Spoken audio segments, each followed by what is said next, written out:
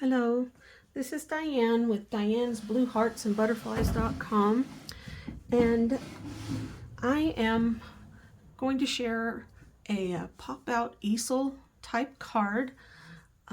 This was created from an idea shared by Claire from Created the Ottaway, and I resized it and took the idea and made it fit a standard regular envelope for the United States sizes. And the card stands up, and then this pop-out piece kind of is free floating with the mechanism that is created, and the easel part is created with a fan fold at the bottom. And so let's get into what you will need to be able to create this. Oh, let me go over some of the things that I used. I did use the Nests of Winter Designer Series paper. I fell in love with it in the catalog. It's on page 31 of the mini catalog that goes through December. And this paper I just really loved. There is a Winterly Treetops bundle that goes with this, and the die is actually cut out, these birds in the paper. It also has some boughs in here. The card that I'm making, I did use some retired stamps and tools for that because I already had them. And that is the Peaceful Boughs.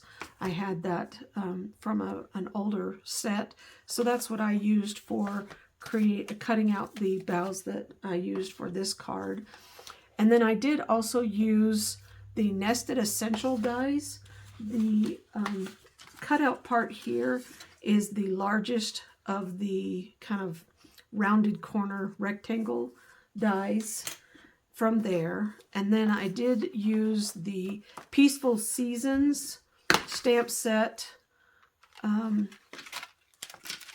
I think, or no, it wasn't this one. It was the Greetings of the Season. Sorry about that. I used the other one on a different card. This one I used, and now I'm getting confused again. Oh, it was these stamps that I used out of here.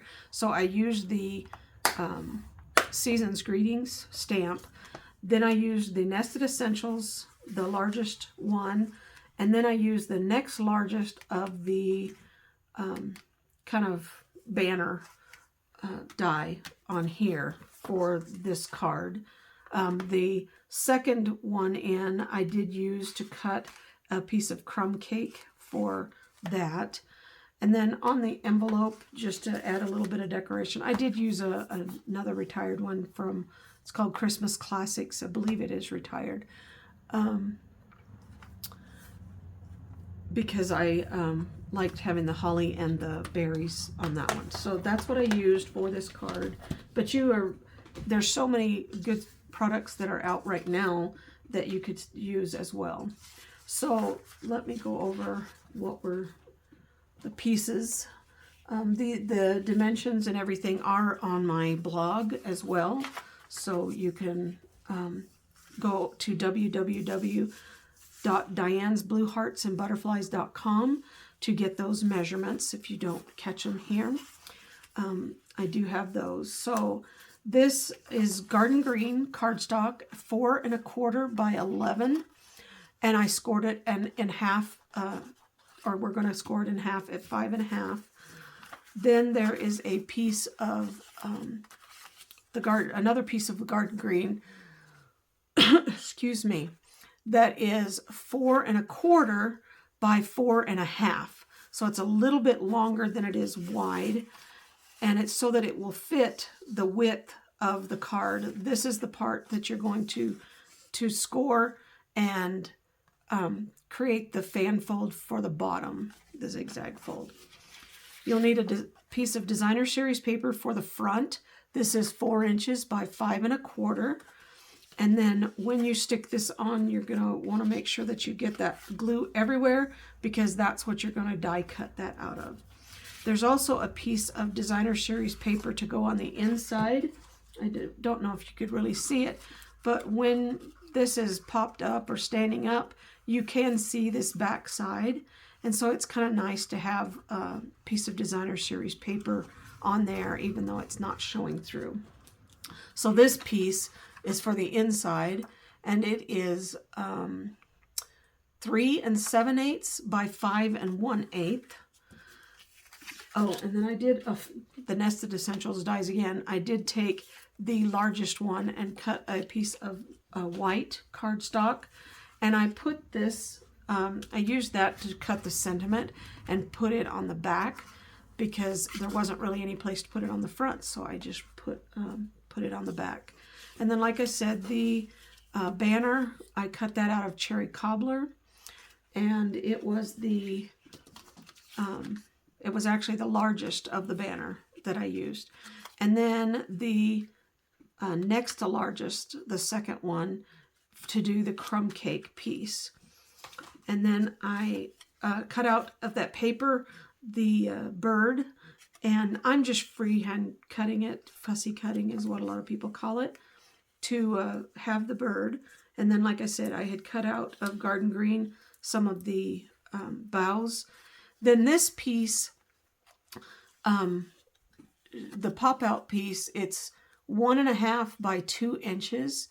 And when I folded it in half this way, it was really too wide on one of the cards that I made. This part right up here is where the I don't know if you can see it on the video, but that's where you're going to be gluing that, is in here. And on one of them, I glued it at the top, and it was just a little bit too wide, and so it didn't really pop out as much, or didn't swing as freely as this one. So what I actually did was fold it in half this way in portrait, so that the it wasn't as wide. So we can go over those.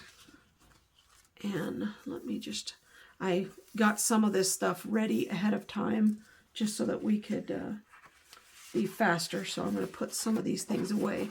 I did want to go over the scoring with this card though. So the first one is just basic. It's the 4 1/4 by 11, and you're just going to score that in half at 5 1/2. And then you'll fold that over and burnish that with the bone folder to have a nice crisp fold there. And then this one, you want to make sure when you are scoring this one that you have the 4 1/2 inch piece across the top. So it's going to be in landscape. You may not be able to tell very well because it's so close in, it looks almost like it's a square. But this one is 4 1/2 by 4 1/4. And along the 4 1/2, you're going to score it at 3/4. Make sure you're using the scoring blade, which on the Stampin' Up! Trimmer is the lighter colored one. You're going to go over to 1 1/2, and you'll score. Then you're going to go to 2 1/4. Basically, it's every 3/4 of an inch. And then 3. And then 3 3/4.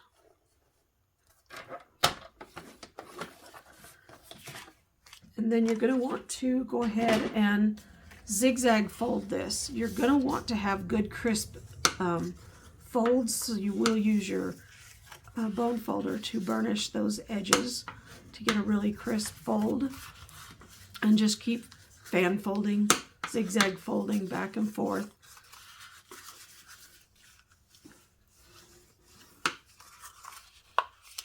Not the last one. And then I just kind of set those pieces aside. So let me get out all the stuff that I had gotten ready ahead of time. So I had already taken and glued the paper, the designer series paper, onto the front of the card. And like I was saying, you're going to want to make sure that you get the glue over the whole surface. You're going to want to make sure that you're getting it on the center part of the card as well, because it's going to be die cut out, and you don't want it to be loose around the window of that die cut part. So you'll just take and create kind of equal border around and lay that down there. And then you're going to take the die, and I kind of just eyeballed it, and I made it towards the top because I am going to have this banner to go at the bottom. So that's where I would use the die cut to die cut that part out. And then I did also go ahead and stamp the message, and I folded this one in half this way. And this one I did go ahead and use some clear embossing powder. You can take any Stampin' Up! Ink, and you can stamp that down and pour the clear embossing powder over it. You don't have to use Versamark in order to use this. You can use any color ink with the clear, and it'll give you any color of the embossing colors, because it's just taking in that pigment from the ink. And you just can't wait very long. Right after you stamp it, you need to do the clear embossing powder to put on there, because the ink does dry more quickly than the Versamark. But I just wanted to share that with you so that you could do that for any colors that you want to use. And then, so here I've got this part ready, and I went ahead and glued the inside piece. I just glue that to the inside of the card before I put on the easel part. And you just create that border, kind of even border around, and do that. And then, oh, and I did forget, I meant to grab the tear and tape. Since this is going to be having quite a bit of use, I did want to use tear and tape to adhere this. And I just kind of put it towards the edge, the outside edge of the both sides.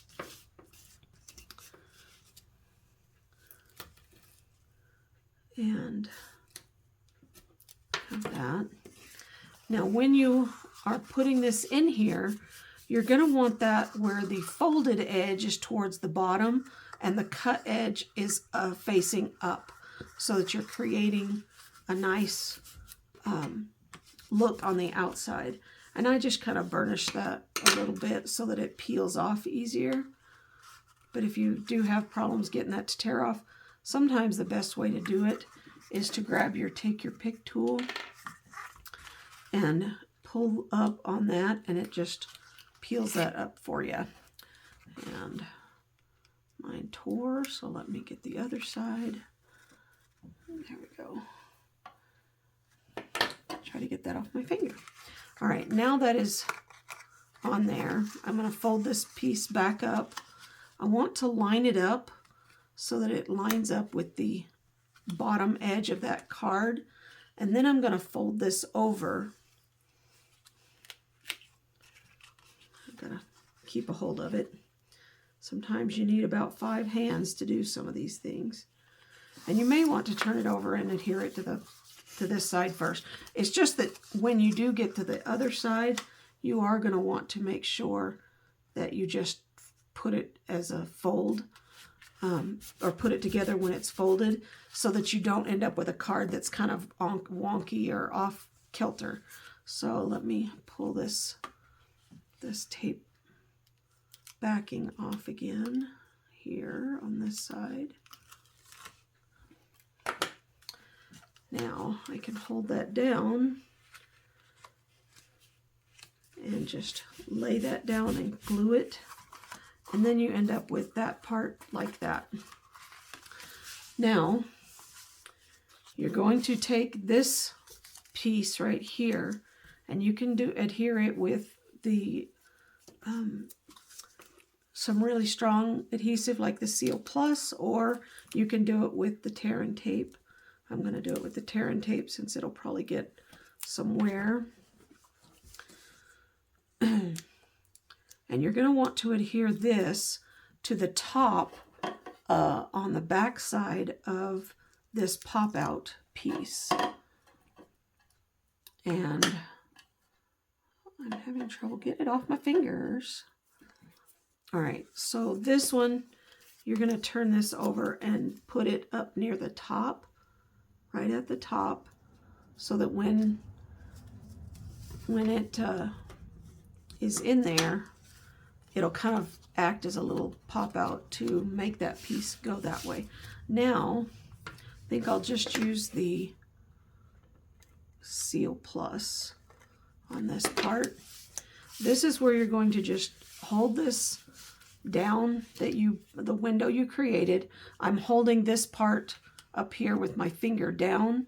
I'm lining it back up in the hole that I cut it from, and then I just glue that right in the middle, and then when it opens back up, those two are right there where they need to be.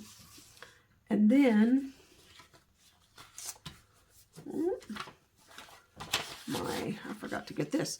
To add a little bit of distressing, I did take crumb cake ink and a dauber, and I just kind of rubbed the edges and then a little bit on the surface of the crumb cake.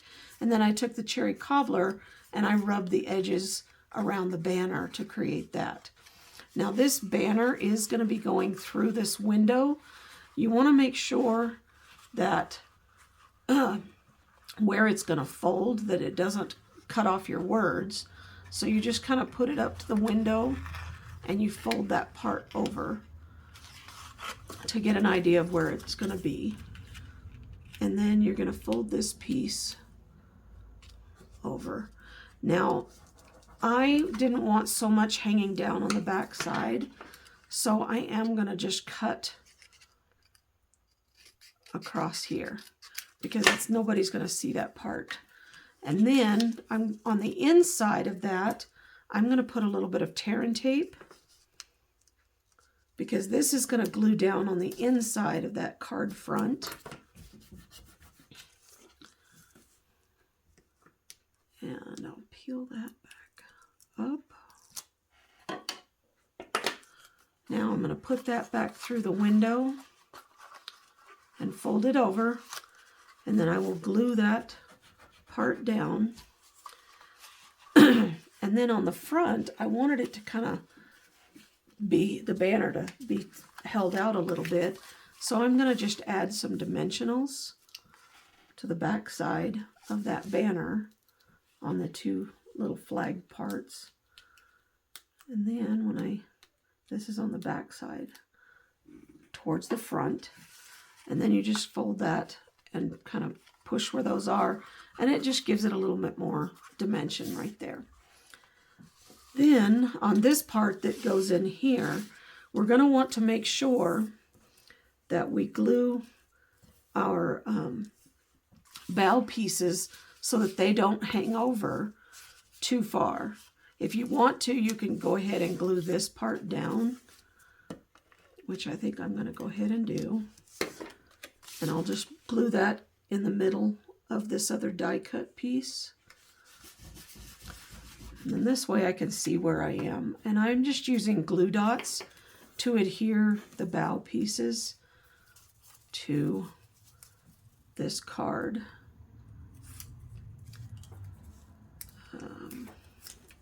Just trying to catch it in the larger parts where there's more surface for the glue dot to be able to stick to.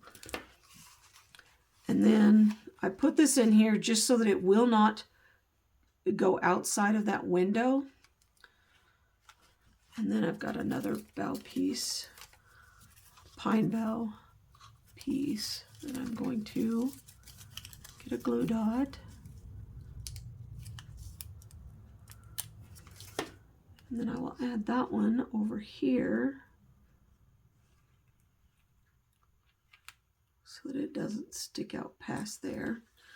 And it doesn't matter too much about this overlap in the middle because that's where the bird is going to go. And I did fussy cut out the bird, leaving a little bit of a border.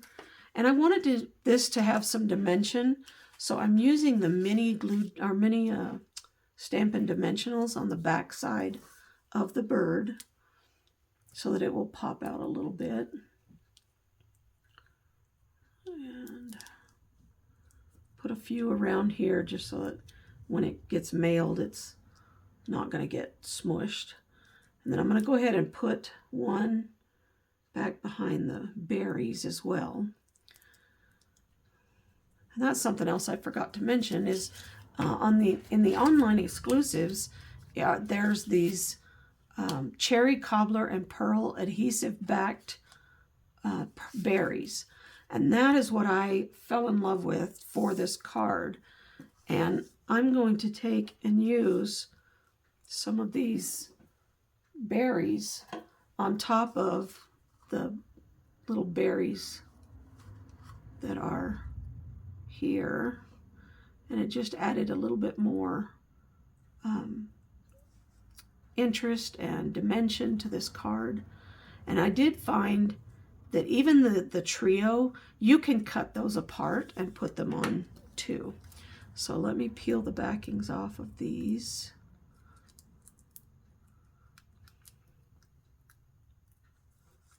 And throw those away.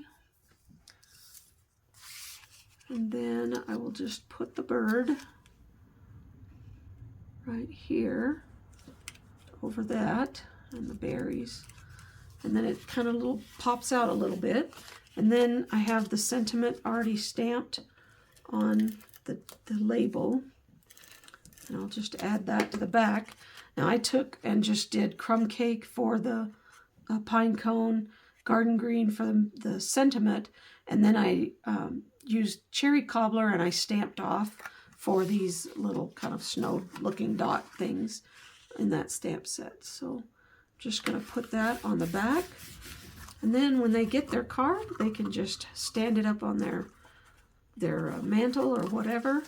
It does fit inside of the regular envelope. It is a little bit thicker on one end, and you will want to be very careful when you're pushing it into all of your popped up pieces to make sure to push those down so that they can slide in without getting hung up on the card. So it does fit in here. It is a little bit wider, so you might have to use an extra stamp for that, but it's a really great card for someone to be able to get and have kind of a 3D effect.